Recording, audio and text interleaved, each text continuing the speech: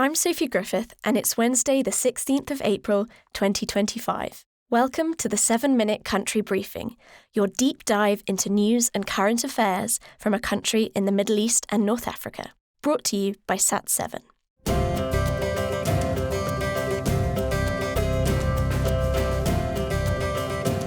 This month, we take a look at Tunisia, home to Africa's northernmost point, and a country with a diverse and vibrant culture.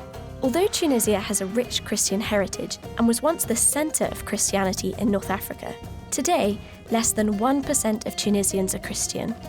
As the birthplace of the Arab Spring, Tunisia has enjoyed over a decade of progressive social policy, particularly in relation to women's freedoms. But today, concerns are growing that the country is moving towards a more authoritarian state once again. In this month's episode, we'll hear how Sat7 has been developing and broadcasting more content for Tunisia and North Africa, bringing joy to believers and empowering marginalised women.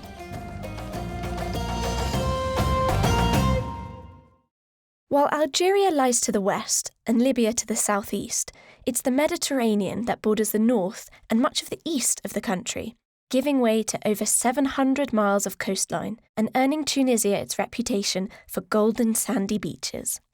But visit Tunisia's modern-day capital of Tunis, and you might also stumble across the ruins of the ancient city of Carthage, the seat of the renowned Punic Empire. As one of the most powerful and influential cities in antiquity, Carthage became an important centre for early Christian teaching and was home to influential scholars and martyrs alike.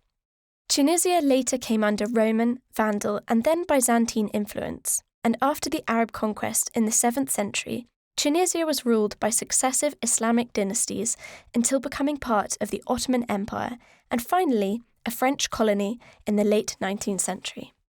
Tunisia gained independence in 1956 and, seeking to modernise its economy, pursued a progressive social agenda which particularly focused on the emancipation of women.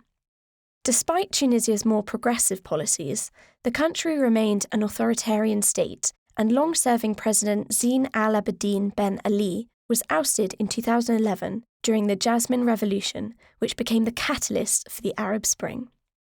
More recently, the election of Kais Saied as president in 2019 has seen the re-imposition of various aspects of authoritarian rule.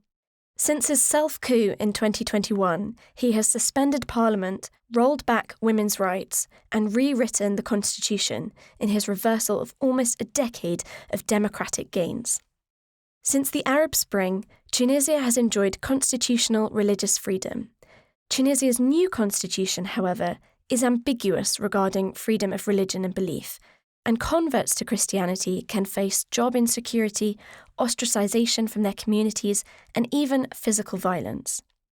Women are often most at risk and can be subject to forced marriage or separation from their children.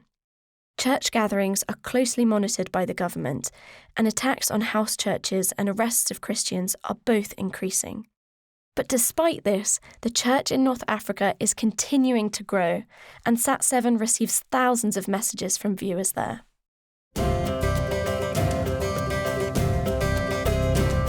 You're listening to the 7-Minute Country Briefing podcast, brought to you by Sat7.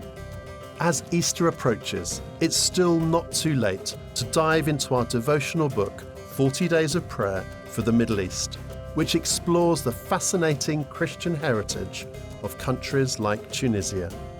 The reflection on Tunisia is particularly moving as it tells the personal story of Perpetua, one of the early Christian martyrs. Find out more at sat7uk.org/40 days.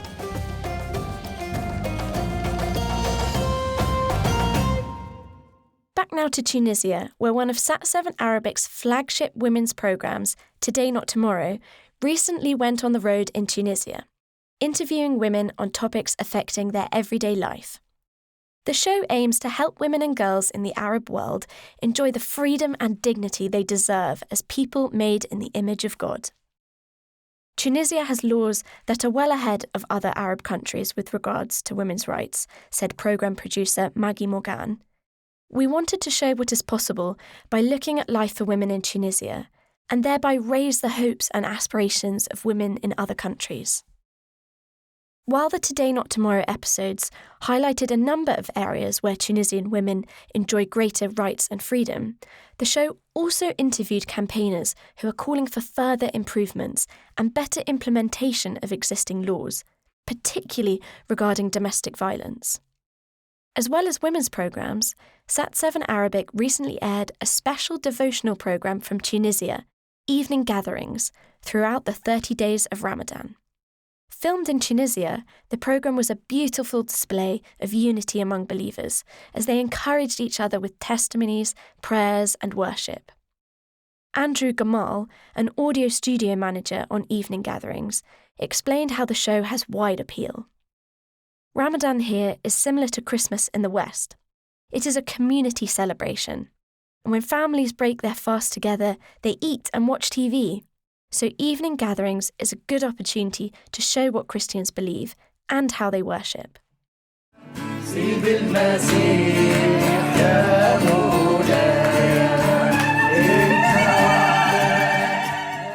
Finally, as Tunisia navigates a changing political landscape, we pray that Christians in Tunisia will be strengthened and that Sat7 programmes will continue to empower, support and encourage Tunisians as they seek to maintain their freedoms and learn more about Jesus.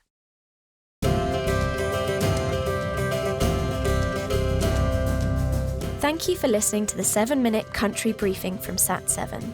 Take a look at today's show notes where you'll find links to today's briefing article plus ideas of how you can be praying for Christians in Tunisia.